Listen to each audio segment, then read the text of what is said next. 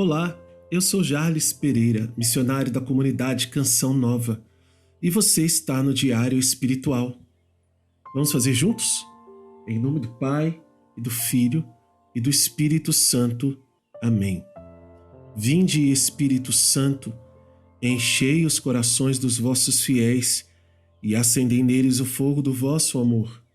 Enviai o vosso Espírito e tudo será criado, e renovareis a face da terra. Oremos.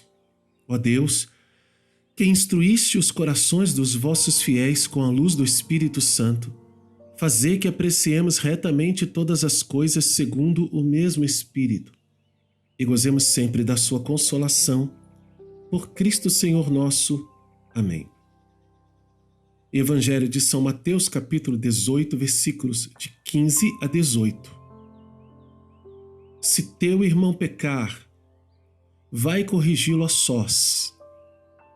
Se ele te ouvir, ganhaste o teu irmão. Se ele não te ouvir, porém, toma contigo mais uma ou duas pessoas, para que toda a questão seja decidida pela palavra de 2 ou 3 testemunhas. Caso não lhes der ouvido, dizei-o à igreja. Se nem mesmo a igreja der ouvido, trata-o como o gentio ou o publicano. Em verdade vos digo, tudo quanto ligardes na terra será ligado no céu, e tudo quanto desligardes na terra será desligado no céu. Palavra da salvação. Glória a vós, Senhor. Aqui tem uma palavra, né? Essa promessa e princípio eterno, aqui no finalzinho, versículo 18, ela está bem próxima daquilo que Jesus fala para Pedro, aqui no seu discurso, né? Na profissão de fé de Pedro recebe a chave do reino dos céus. É dito que sobre ele será edificada a igreja, e recebendo a chave, ele tem poder de ligar e desligar tudo no reino dos céus. E agora, Jesus fala a mesma coisa aqui para a igreja. Mas qual é o contexto específico? O contexto específico é o contexto colegial da igreja. E aqui é algo muito importante que nós precisamos entender. Pedro, como Papa, tem o poder das chaves e ele confere esse poder também a outros, caso seja necessário, esse poder de ligar e desligar de certas bênçãos ou de não dar bênçãos. Por exemplo, às vezes um padre, que não é comum, ele ministra o sacramento do crisma. Esse sacramento do crisma, ele é ministrado pelo bispo, mas às vezes o bispo ele não pode ir, então ele delega, ele dá essa concessão para um sacerdote por motivos pastorais. Ele não pode estar naquela diocese, naquela cidade, a cidade é muito longe, ele tem outros compromissos também tão importantes quanto, né? Às vezes casamentos, primeira Eucaristia, etc., e não vai dar para chegar, não dá tempo, seria muito cansativo, né? Tendo em vista que geralmente os nossos bispos são já homens bem maduros, né? Adultos, idosos, enfim, por tantos outros motivos. Assim como o Papa canonizava, o Papa não só beatificava, mas canonizava, mas ele confere a bispos fazer isso. Isso é o quê?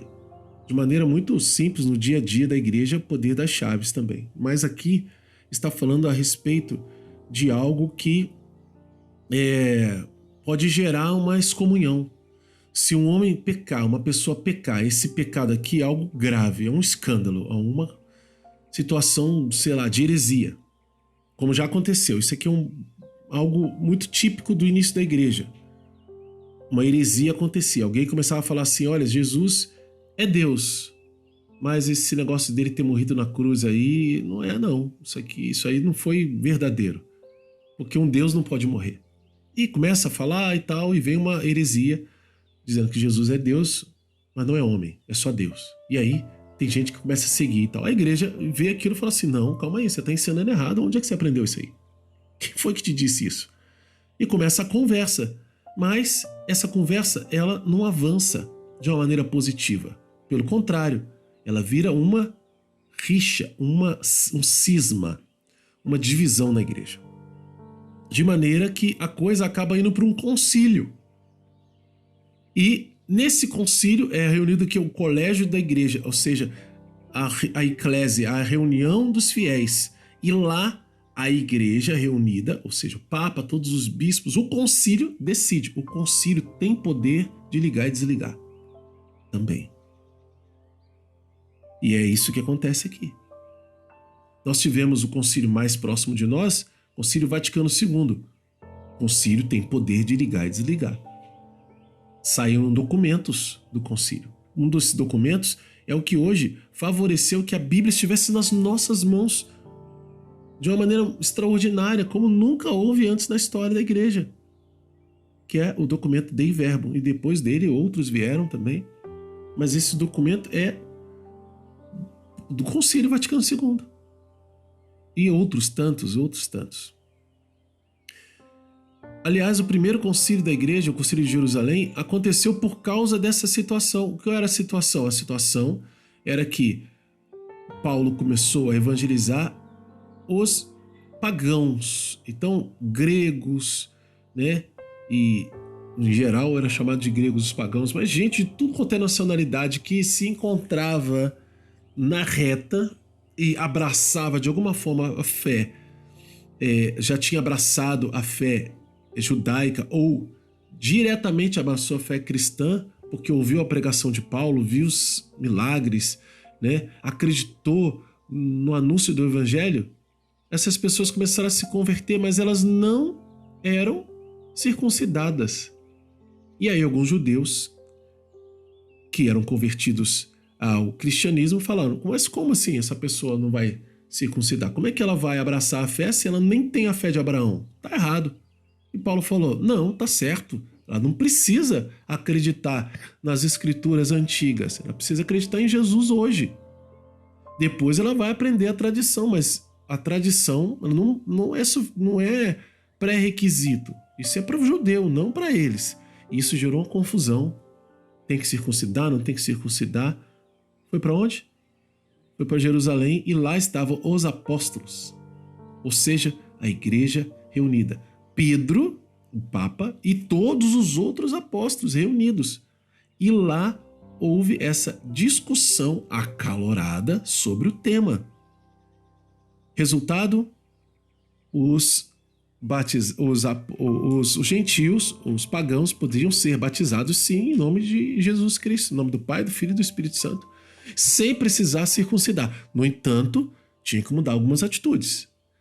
Não comer carne sacrificada, não ter união ilegítima, ou seja, porque a vida dos pagãos era uma loucura, bagunçada por causa da cultura, né, que eles tinham nos seus países. E isso foi sendo ajustado para que convivessem cristãos de origem judaica e cristãos de origem pagã.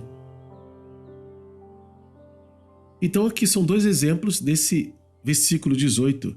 Em verdade eu vos digo, tudo quanto ligardes na terra será ligado no céu, e tudo quanto desligardes da terra será desligado do céu. A respeito dessa reconciliação de uma pessoa que está no erro e a igreja, com a igreja. Então é muito importante. Muita gente foi condenada herege por causa disso. E o que a palavra de Deus está dizendo, né? Que primeiro você deve conversar, deve chamar gente para ir junto, para mostrar que você quer reconciliação, que você quer trazer a pessoa de volta para a luz, para a verdade. Se aquilo não funcionar, aí você vai para a instância maior, leva para a igreja, a assembleia. Aí acontece ali um julgamento. E se nem assim a pessoa quiser, aí ela é deixada de lado. E deixada de lado no sentido de que aquilo que a pessoa diz, que a pessoa fala, ela não deve ser ouvido, não deve ser aceito. Aconteceu um outro caso para ilustrar, né? Que alguns padres, hoje ainda, né? Eles não concordam que a missa tenha mudado, tenha saído do latim e ido para a língua vernácula, não aceitam missal, etc. Por motivos que eles estudaram e discordam da igreja. Não estou dizendo aqui que eles não tenham lá seus motivos. Estou dizendo que nós temos que estar em obediência à igreja e aquilo que o colégio reunido dos padres, dos bispos reunidos com o Papa está dizendo. Então, alguns padres fizeram o quê? Começaram a celebrar missas assim escondidas. Isso eu estou dizendo um caso que aconteceu na minha diocese, tá? Diocese agora aqui. E ficaram sabendo, levaram ao bispo, o bispo assinou um decreto dizendo: Padre fulano de tal tem ido nas casas ministrar batizado, casamento, celebrando missa em latim, com ritual antigo, etc, etc, etc. Ele não está autorizado a isso, não foi outras palavras que ele usou, né? E está está automaticamente excomungado aquele que participar das celebrações com ele. Olha que sério. Então, isso foi espalhado em todas as paróquias. E os padres leram, falaram o nome do sacerdote, etc. E aquilo alarmou. E aí o bispo dava também a contrapartida. Ele disse: se você que participou recebeu algum sacramento com esse sacerdote que está em desobediência à igreja tal, você pode voltar à obediência da fé desde que venha à missa, procure ser seu padre, se confesse e faça profissão de fé pública, renovando as promessas do seu batismo publicamente diante da Assembleia. Ou seja, vai ter que vir lá na igreja, em público, falar que você é católico, você crê, que você está com a igreja, que você não vai... Veja como é sério. E aqui o bispo usou o quê? O poder das chaves de ligar e desligar através de um decreto e delegou os padres para conferirem os fiéis que quisessem voltar à fé. Ah, eu não quero nem saber, eu não tô com... Vai ficar excomungado. Olha que sério. Então, a correção fraterna no dia a dia, no básico da nossa vida, acontecendo aqui, e o poder das chaves da igreja, não só de Pedro, mas também da igreja reunida, né, por causa da fé de Pedro. Vamos anotar no nosso diário? Promessas de Deus e também princípio eterno, versículo 18. Por que promessa? Em verdade vos digo, tudo quanto ligardes, ora, será ligado, futuro, né, no céu. E que desligardes, será desligado no céu.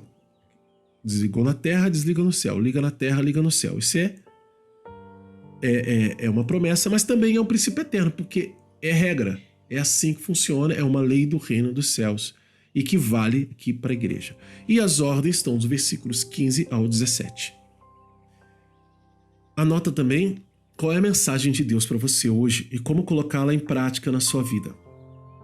Se você é novo aqui no canal, convido você a se inscrever, acionar o sino da notificação, deixar o seu like, porque o seu like evangeliza. Vamos juntos, com a graça de Deus, fazer a Bíblia inteira com o método A Bíblia no Meu Dia a Dia, de Monsenhor Jonas Abib. Aqui na descrição do vídeo você encontra o passo a passo e com alegria nós queremos fazer essa realidade acontecer na sua vida. Deixa também o seu comentário, porque o seu comentário ele é muito importante, nos faz crescer, faz os irmãos crescerem, claro, sendo respeitoso, respeitosa com todo mundo, né? Para que ninguém ofenda. Ali a gente está para partilhar o que Deus fala na nossa vida, o que Ele tem feito, o que Ele tem realizado. Que Deus abençoe. Ó Maria concebida sem pecado, rogai por nós que recorremos a vós.